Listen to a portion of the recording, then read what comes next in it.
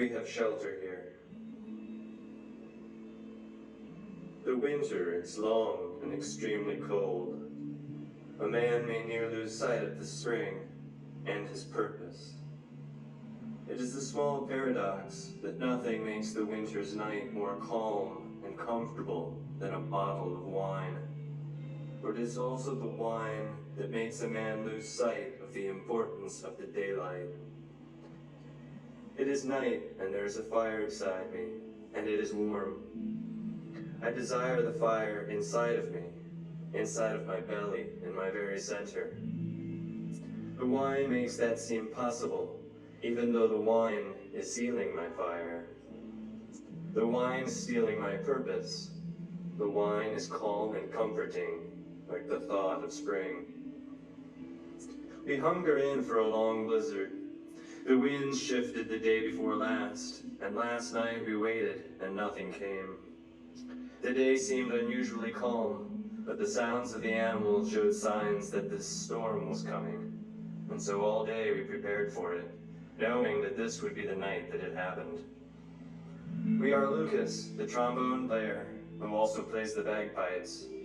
He says he plays bagpipes, but we have none, and wouldn't let him play them, even if we did. We are also Skinny, who is the cook, yes, but also important in other ways. We are also Gretchen and Edna now. Gretchen and Edna are good singers, but they are afraid of the rest of us. Once the night comes, with the wine. We are also me. I am the only one who has survived this winter before. I'm the one with the experience and the leader, if there is one. Inside of my belly, in my very center, I feel that life is better on the other side. That feeling's normal. That feeling is not meant to be mysterious. I must explain it to you, and to the others. But we must teach each other how to feel the same way about things. The other side, what is it? It's now March, and we're expecting the spring to arrive. It will not. That is part of this place. In order to survive this place, you have to go about your day as if the spring will never come. That this long, extremely cold winter is nothing but an infinite series of days turning to nights. There's two sides to that, of course, but the night is the longest during the winter. Here, in this place, the winter is long and extremely cold. Gretchen and Edna try to put up walls between all of us. It's their right and duty to keep themselves safe. They do a good job of staying away from us during the longest parts of the night. Still, it is not good that they are putting up walls. I, as leader, want to explain to them the difference between a barrier and a wall. I know that they don't want to hear this explanation, so I'm saving it for a time when they might find their doubts, in a time when they might think that life's better on the other side. The wind howls to the upper rafters of the cabin. We have shelter here from the storm. Lots of wine and a few instruments to pass the time. Skinny tends to the fire that heats the stew. I watch him, because it is my job to tend the fire when Skinny is not cooking stew. All is well with the fire, but I need to watch it, or it is my responsibility. It is Gretchen and Edna's duty to keep the fire when I am away, but they do not take the responsibility seriously. On the other side, you might get the idea that things are better, and that the feelings of responsibility that you have for your duties are the same as anybody else's. Then, one day, the fire might go out, and the person who is responsible feels nothing. Things on this side are like that. The wine is calming, makes the night comfortable. On this side, you have to pretend like the stew will never cook. Of course, it will cook, but satisfy yourself with the wine for now. Pretend. I once spent a winter here when the spring never came, and now I have to defend the other side.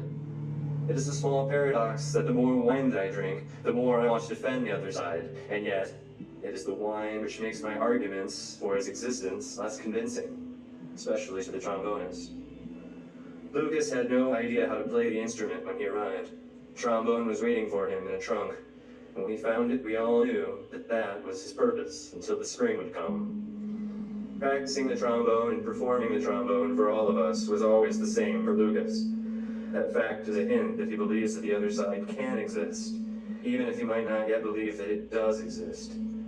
As I look over him, I realize that for him, life would be better on the other side. I realize that I have too much wine in my legs as I stand and tell Lucas how much better for him life would be on the other side. The sound of the trombone rises as I stand. Thank you. Well, I say. The wine has left my legs and it is in my forehead, but the sensation is tolerable. Lucas, you know, you would be better off than most on the other side of this. Gretchen and Edna look at me over the fire. They seem scared, though they hide their eyes in the stew, which they are awaiting. Don't think that stew will be ready anytime soon, I tell them. The wine settles back down in my belly, and I feel fine. Lucas, I direct, play me a shepherd's tone. He plays as I ask, a tone which rises and falls simultaneously. How does he know to do this, I wonder? Well, I make myself comfortable in front of the fire, even as Skinny stirs at the stew. Hear ye, hear ye, hear ye, I sing, and the trombone drones on. Let come the winds of winter, let come the winds of autumn, let bloom the green of summer, let reign the king of spring. Ah, stop with your nonsense, Skinny says. His hand waves me away, even as the roof shudders under the weight of the storm outside. Even as the howling wind roars through the rafters and drafts the flames of a stew fire, his hand waves me away. I know that he is not a believer in the other side, and he shows me that his doubt is endangering all of us. What's that, Skinny? I ask. The weight of the snow comes down like giant footsteps on the roof. Do you doubt my words? Do you doubt what I've told you about the other side? Do you dare doubt? In the faint firelight, I point at him from above. As he digs in the dirt about his stew, I see in his eyes that he knows that this blizzard has trapped him. Do you doubt that this winter wind brings the spring? Lucas plays the three notes most appropriately. We're so cold, shudder Gretchen and Edna. Their empty gruel bowls on the ground in front of them. They've built up the walls around themselves, between themselves and the fire. Why have they done this? Have they lost sight of their purpose? It is a small paradox that they have caused me to suffer for the suffering which they have caused themselves in order to avoid suffering me. We believe it, Skinny yells. When we see it! Lucas is no longer playing his trombone, but he is weeping into the tubes. It's a rasping tone, long and baritone, rising too high for the instrument into manly, horrid shrieks. The sounds are so maddening that it makes all of us question our purpose, and to lose sight of the spring. Only the howling wind might drown out Lucas' cries. Gretchen and Edna are safe behind their wall, and Skinny, though he is prepared as a stew, cannot deny what I will show him when I open the door to the other side. Do you doubt that the winter is long and extremely cold, I ask? I throw open the door. The wind rushes in, picks up the floor, and puts out the fire. Now it's dark. Lucas is silent. Skinny is quiet.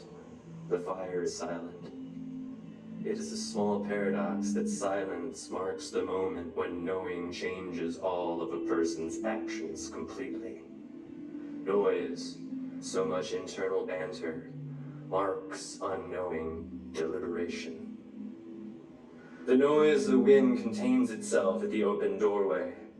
The only light in the cabin, faint and warm, comes from behind the wall that Gretchen and Edna have made. I, as leader, will now explain to them the difference between a barrier and a wall. I know that they don't want to hear this explanation, but I've saved it for a time when they might find their doubts, and a time when they might think that life is better on the other side. The wind howls through the upper rafters of the cabin.